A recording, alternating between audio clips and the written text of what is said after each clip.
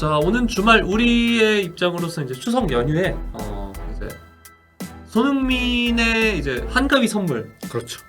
될 수도 있는 토트넘전이 펼쳐집니다. 리버풀전이. 아, 네. 토트넘의 리버풀전. 네. 그리고 리버풀 입장에서 토트넘전인데 7라운드고요. 7라운드에서 가장 빅매치가 아닐까 싶습니다. 손흥민의 토트넘의 홈구장 토트넘 하스퍼 스타디움에서 열리고요. 사실 지난 시즌 두 팀 다 결국 챔피언스리그에는 출전을 못했고 심지어 토트넘은 아예 네. 유럽 대항전에 못 나갔죠. 그런데 일단 토트넘의 경우 분위기가 굉장히 좋습니다. 일단 토트넘부터 분위기를 간단하게 살펴보면은 지난 시즌 8위로 좀 어려움을 겪었는데 포스테코글루 감독 체제로 바뀐 다음에 승승장구하고 있습니다. 리그 6경기에서 4승 2무인데 뭐 첫 경기 좀 무승부로 했던 거 치고 그리고 아스날전 북런던 더비에서 원정 경기였으니까 그런 걸 빼면 굉장히 순항을 하고 있다라고 볼 수 있을 것 같고 현재 리그 순위 4위고 특히 해리 케인이라는 팀 역대 최다 득점자 선수가 빠졌는데도 매 경기 멀티골을 기록을 하고 있어요. 그렇죠. 그래서 이전에 좀 최근 감독들에서 연이어졌던 좀 수비 위주의 축구 뭐 이런 거에서 벗어나서 좀 화끈한 축구 이런 축구를 하면서 굉장히 팬들에게 많은 즐거움을 주고 있습니다. 물론 팀 내 최다 득점자는 손흥민 선수지만 꽤나 득점 분포도가 좀 다양합니다. 로메로, 로얄, 메디슨, 손흥민, 히샬리송이 무려 시작까지. 네, 뭐 클루셉스키 뭐 이렇게 들어가 있고요. 메디슨은 활약도 뛰어나고요. 네. 자, 그럼 리버풀도 한번 살펴보면 리버풀도 사실 시즌 초반 흐름이 좋아요. 근데 어떻게 보면 토트넘보다 근소하게 조금 더 좋다고도 볼 수 있을 것 같은데 현재 유럽 대항전 포함해서 7경기 6승 1무입니다. 리그 1라운드 첼시전에서 무승부를 거둔 거를 제외하고는 이후 리그 5연승을 달리고 있고요. 사실 지금 첼시 하는 꼬라지를 보면 첼시도 박살을 냈었어야죠. 그렇죠. 이 경기에서 이겼어야 되는 지금 와서 생각해보면 네. 그런 경기 아닌가 싶은데 어쨌든 무승부를 그때 거뒀고 이후 5연승을 달렸고 현재 유로파 리그에 올라가 있는 상태인데 조별리그 1차전 LASK 린츠 원정 경기에서 승리를 거뒀습니다. 리버풀도 굉장히 현재 득점력이 굉장히 뜨겁습니다. 7경기 동안 무려 18골을 넣었어요. 와우. 유로파 리그까지 포함을 해서 최근 4경기 연이어서 3골씩 계속 넣고 있어요. 네. 그리고 리버풀이 이제 공격진 뎁스가 워낙 좀 좋은 편이에요. 프리미어리그 강팀 중에서도 유달리 뎁스가 좀 좋은 편인데 전반적으로 득점이 골고루 나오고 있네요.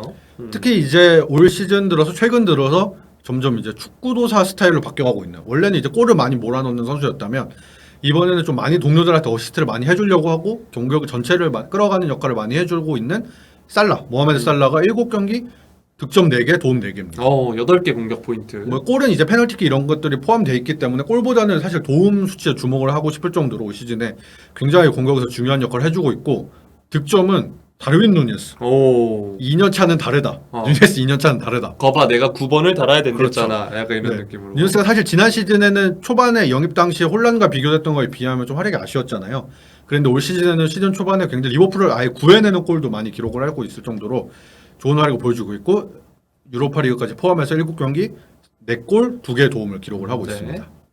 그리고 이제 루이스 디아스, 디오그 조타, 코디 하포까지 다 골맛을. 네, 함께 득점을 돕고 있고요.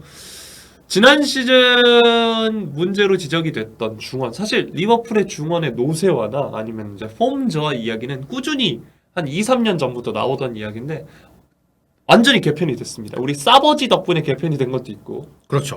뭐 조던 앤더슨이라든가 파비뉴 같은 선수들이 이제 사우디아라비아로 이적을 했고 그 전에 이제 뭐 제임스 밀러, 나비 케이타, 체인버런 이렇게 이런 표현이 적절할지 모르겠는데 좀 중원 적체를 불러일으켰던 좀 로테이션을 못하게 만들었던 양쪽으로만 선수들을 채워놨던 그리고 8번 적폐가 사라졌고요. 그렇죠. 그런 선수들이 이제 빠지면서 계약 만료로 다 나가면서 어쩔 수 없이라도 중원을 재편해야 되는 상황이 됐고 당초 이제 벨링엄을 노리다가 그 돈을 분산 투자를 하겠다 해서 메갈리스터와 소보슬라이를 영입을 했고 그리고 나서는 이제 뭐 이적 시장 막바지에 엔도 와타루 그리고 라인 흐라번베르 이런 선수들 영입을 하면서 중원을 재편했는데 중원 재편한 선수들이 곧장 좋은 활약을 보여주고 있습니다. 특히 이제 메갈리스터와 소보슬라이가 바로 주전으로 활약을 하고 있고 또 여기에 커티스 존스가 리버풀 선수들 유소년 팀 출신인데 꽤 팬들한테 고민거리였거든요. 성장세가 가파르지 않아서.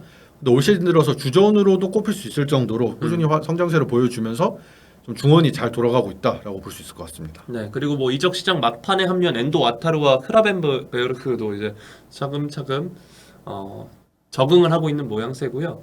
근데 사실 그 6번 롤에 대한 영입으로 뭐 라비아 그렇죠. 그리고 또 카이세도. 뭐 이런 선수가 나오다가 결국 이제 와타루가 와서 많은 이제 비리버풀 팬들이 좀 조롱 아닌 조롱을 하기도 했었는데 원래 원래 영입- 와타루 선수는 잘하는 선수입니다. 네. 분데스리가에서 잔뼈가 굵은 선수인데 앞서 이제 영입을 하려고 했던 선수들 그리고 리버풀의 전반적인 영입 기조와는 좀 결이 다른 선수였으니까 그렇죠. 좀 아쉬운 목소리도 있긴 했는데 그리고 실제로 엔도 와타루가 좀 많이 지금까지 나오지 못하고 있어요. 초반에는 바로 이제 선발로도 나오고 했다가 지금은 이제 메갈리스터가 6번 자리를 메우고 있는데 뭐 어쨌든 클롭 감독은 적응하고 있는 단계다라고 했고 좀 아무래도 리그 자체가 바뀌기도 했고 뭐 여러 가지 고려 요소가 있기 때문에 현재까지는 주전에 밀려 있지만 어쨌든 메갈리스터가 현재 6번 자리에서 나름대로 괜찮은 역할을 해주고 있습니다. 네. 사실 클롭 감독의 스타일 자체가 정말 특이한 케이스나 너무 잘하는 케이스를 제외하고는 팀에 적응할 때까지 선발로 내세우는데 좀 시간이 걸립니다. 꽤 오래 걸리기도 네. 합니다. 사실 네. 지금은 이제 완전히 주전으로 자리매간 로버트슨 선수 같은 경우는 거의 시즌 전반기 동안 너무 뜨문뜨문하게 출전을 해가지고 팬들이 이 선수 왜 안 쓰지 했을 정도로 파비뉴도 그랬어요. 그렇죠. 파비뉴 네. 같은 선수도 그렇고 좀 텀을 많이 두는 스타일이기 때문에 메갈리스터나 소보슬러 이런 선수들이 좀 특수한 경우죠. 그리고 거기는 이제 당장 자리가 없으니까 다 나갔으니까 네. 그런 거기도 했고. 네. 자 어쨌든 시즌 초반 리버풀의 경기를 좀 보면 이렇게 정리를 해주셨네요. 한 대 맞고 정신 차린다.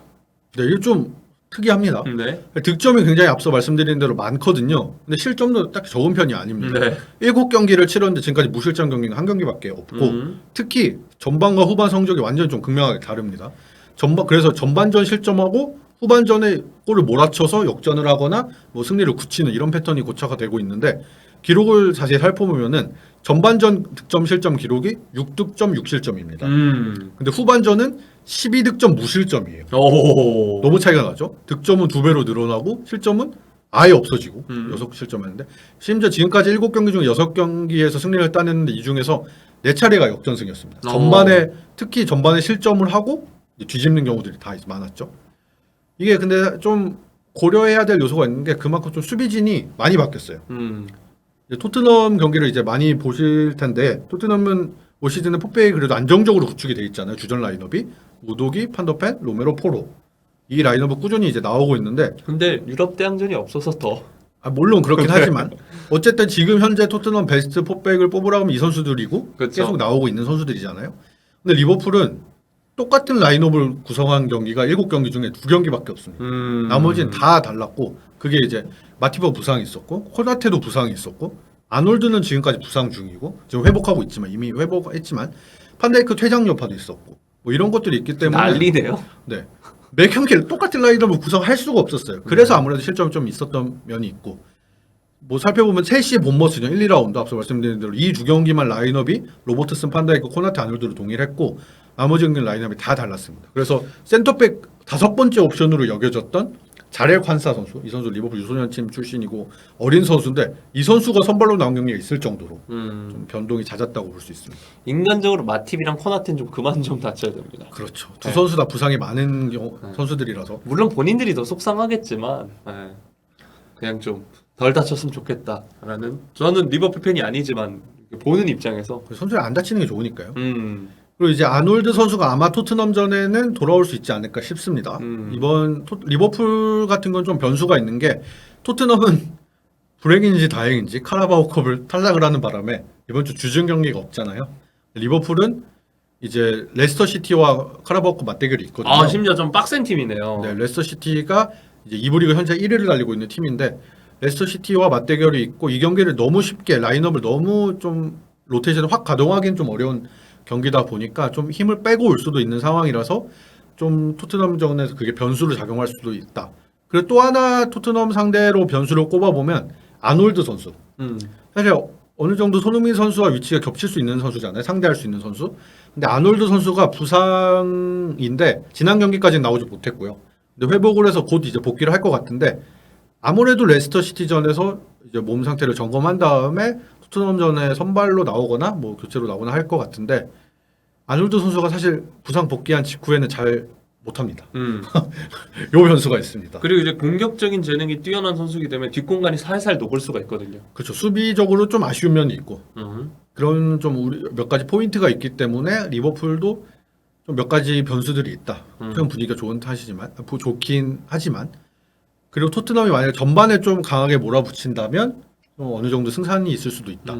반면에 이제 전반에 뭔가 해결을 제대로 못한다면 후반에 리버풀이 워낙 강하기 때문에 여기에 당할 수도 있다. 그 손흥민 선수가 또 클롭 감독 팀을 상대로 꽤 좋은 모습을 많이 보여줬기 때문에 그리고 최근에 흐름도 굉장히 좋고요. 손흥민 선수와 뭐 모하메드 살라의 맞대결, 뭐 제임스 매디슨과 다르윈 누네스의 맞대결, 포지션 정확히 겹치진 않지만 뭐 이런 맞대결도 볼만할 것 같습니다. 저는 그렇게 좀 프리뷰를 해보고 싶어요. 새로운 사람으로 채워진 중원대 새로운 사람이 된 중원. 그렇죠. 네. 비수마와 사르. 네, 완전히 새 사람이 됐기 때문에. 지난 시즌에도 있었던 선수들인데 완전히 달라진 선수들. 리버풀은 아예 새롭게 배치된 선수들. 이러면 중원 싸움도 굉장히 그렇게 따지면 재밌을 것 같습니다. 네. 아무튼 네, 아무튼 재밌는 경기가 될 것 같습니다.